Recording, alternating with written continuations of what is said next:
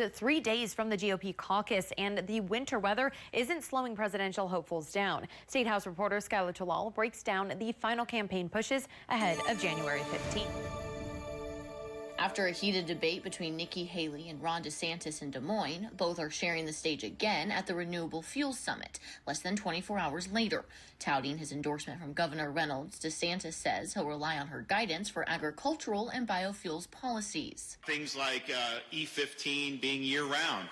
Why do you have to stop doing that, once you hit a perspective on the calendar? So that's something that I'm supportive of. I think it will be helpful for folks here in the Midwest. It also gives people more choices in terms of the fuel that they use. But Haley is calling DeSantis out on the issue, pointing to a policy he authored as a U.S. rep that would have banned the renewable fuel standard. And Haley is sidestepping her own inconsistencies, promising voters in Ankeny she trusts Iowans, backtracking on her recent comments that New Hampshire voters would fix Iowa caucus goers' mistakes. Because you're still making up your mind. You're still figuring out where you want to go. But what I do know is I trust you.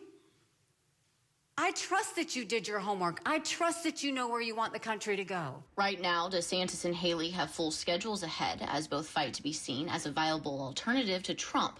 The frontrunner and former president skipping the debate for a Fox town hall in Des Moines.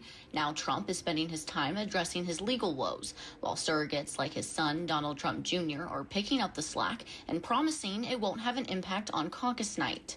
I think he'll be fine. Yeah, everyone's here. These guys are working hard. I'm here. And people understand what he did. They saw the results of his policies. He doesn't need to introduce himself. The other people, they've introduced themselves, yet the problem is they flip-flop on literally everything they said they were going to do, and they changed their mind. Thursday, Vivek Ramaswamy makes at least 5 stops across Iowa.